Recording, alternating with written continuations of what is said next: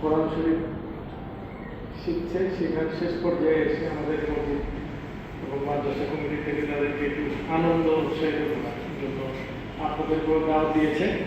আপনারা আপনাদের বাচ্চাদের এই শিক্ষার ব্যবস্থা করে দেওয়ার জন্য আপনাদেরকে আন্তরিকভাবে অভিনন্দন এবং ধন্যবাদ জানাচ্ছি।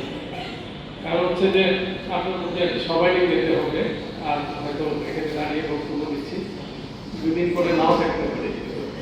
আপনারা যে কাজটি করছেন আপনার সন্তানকে মসজিদে, এই মাদ্রাসায় মনোরঞ্জন শুরু করে দিয়েছেন, এটাও কিন্তু একটা বড় ব্যাপার। আর এখানে আমাদের ইমাম সাহেব এবং অন্যান্য মুরব্বী ব্যক্তি যারা ছিলেন আপনাদের বিভিন্নভাবে বয়ান দিয়ে বলে দিয়েছেন। আমি অত ভালো বয়ান দিতে পারবো না, ওইটি কথা বলতে চাই। আপনারা যেভাবে বলেছেন আসলে সত্য কথা, একটা মসজিদের ইমাম সাহেব বলেছেন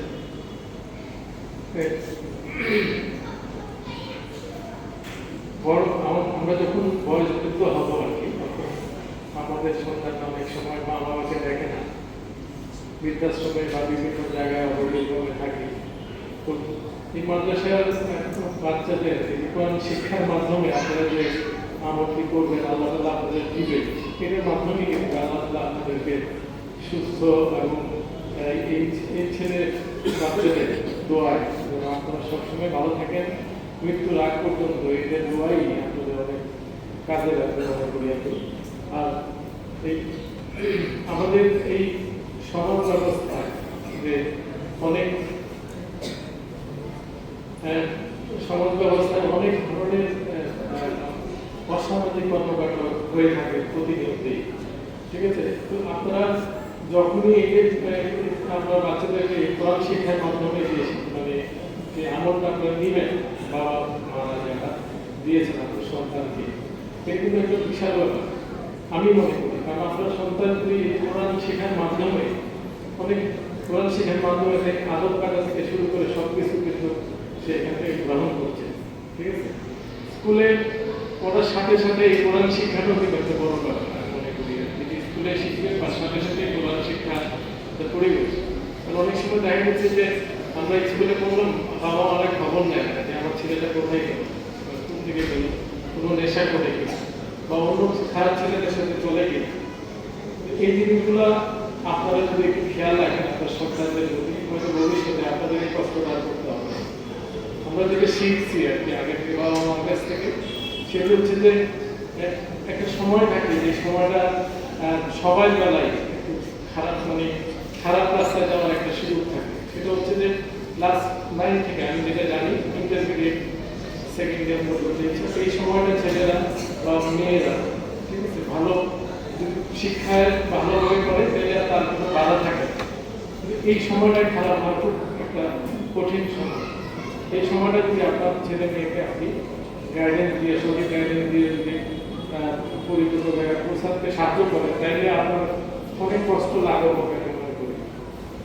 আমরা অনেক সময় দেখা গেছে যে আপনারা আমার কথা বিরক্ত নিয়েন না, আমি আরেকটু কথা বলে আমার বক্তব্য শেষ করি।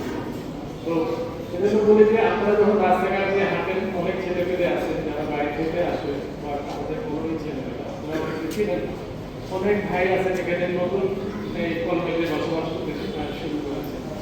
আমরা একটু খেয়াল করে দেখবেন যে কোনো ছেলেমেলে যদি এখানে অনেক ধরনের মাদকের ব্যবসা এবং বিভিন্ন রকম ছেলেমেলে উৎপাদ থাকে, যদি আপনারা মধ্যে মধ্যে প্রতিবাদ করেন, আমি মনে করি যে এই সমাজ ব্যবস্থাটা ভালো হয়ে যাবে। যদি আপনাদের সাথে একটু অসুস্থ আচরণ করে, তাহলে আমাদেরকে যদি একটু বলেন বা আমাদের যদি একটু জানান, তাহলে আমরা এর উপযুক্ত ব্যবস্থা নিতে পারি। আমাদের এই কলোনির পরিবেশটাকে ভালো করতে মানে আসলে সহযোগিতা কামনা করি সবসময়। আর একটি কথা না বললেই না, সেটা হচ্ছে যে আমারও একজন মুরব্বী আছে এই এলাকায়,